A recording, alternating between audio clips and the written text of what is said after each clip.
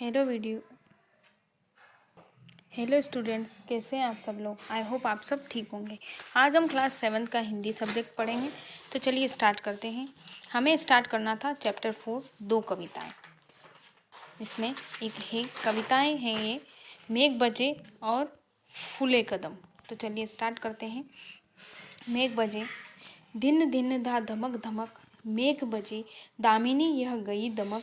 मेघ बजे यानी कि तेज गर्मी और लू के पश्चात जब मौसम में आने वाले परिवर्तन के संकेत मिल चुके हैं, आसमान में अपने सिर पर जल का अथाह भंडार रखी बादल घुमड़ घुमड़ कर गिरने लगे हैं। इन पंक्तियों का आशय ये है, बादलों की गड़गड़ाहट से पृथ्वी का प्रत्येक जंतु और वनस्पति जो है वो रोमांचित हो उठी है। बादलों के झरोखों में से रह रहकर बिजली की चमक दिख रही है। दादुर का कंठ खुला मेघ बजे, धरती का हृदय धुला मेघ बजे।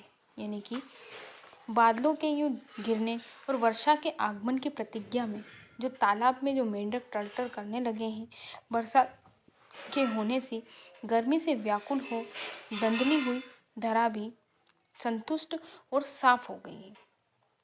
धरती का हृदय खुला मेघ बजे, पंख बना हरिचंदन मेघ बजे, हल्का है अभिनंदन मेघ बजे, दिन दिन धा धमक धमक मेघ बजे।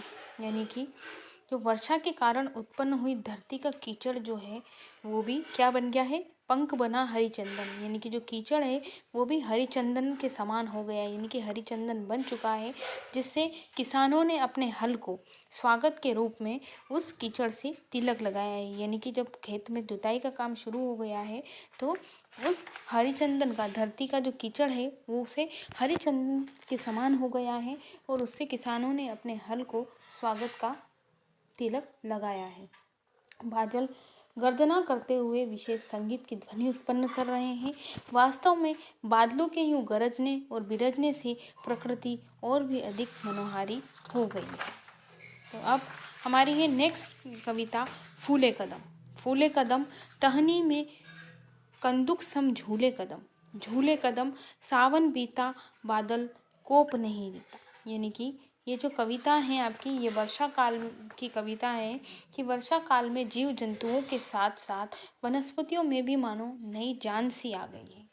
कदम परिवर्तित मौसम में मदमस्त होकर फलने फूलने लगा है। यानी कि जैसे ही बारिश का मौसम आ गया है तो कदम जो है वो भी मदमस्त होकर फलने फूलने लगा है, यानी कि वो बढ़ने लगा है। वृक्ष की असंख्य शाखाओं के हिलने से ऐसा प्रतीत हो रहा है मानो कदम का जो पेड़ है वो एक गेंद कंदुक सम झूले कदम, यानी कि वो एक गेंद के समान झूल रहा है।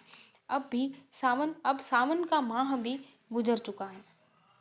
फूले कदम सावन बीता बादल कोप नहीं रीता। यानी कि सावन का जो मौसम है वो भी बीत चुका है, किंतु ऐसा लगता है कि जो ये बादल है उनका गुस्सा अभी भी थमा नहीं है।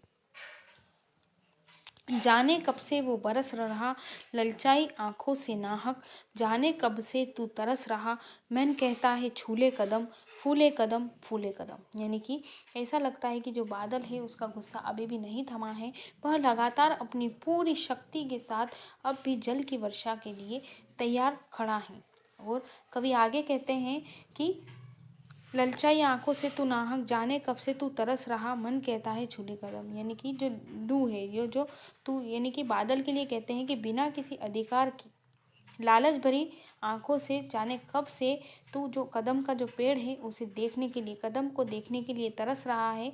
तेरा मन कहता है कि तू कदम को स्पर्श करके अपनी इच्छा पूर्ण कर ले, कदम तो फल फूल ही रहा है। तो ये जो हमारी कविताएं हैं उनका यही एंड होती है। मिलते हैं अगले वीडियो में नए लेसन के साथ। तब तक के लिए good bye and take care.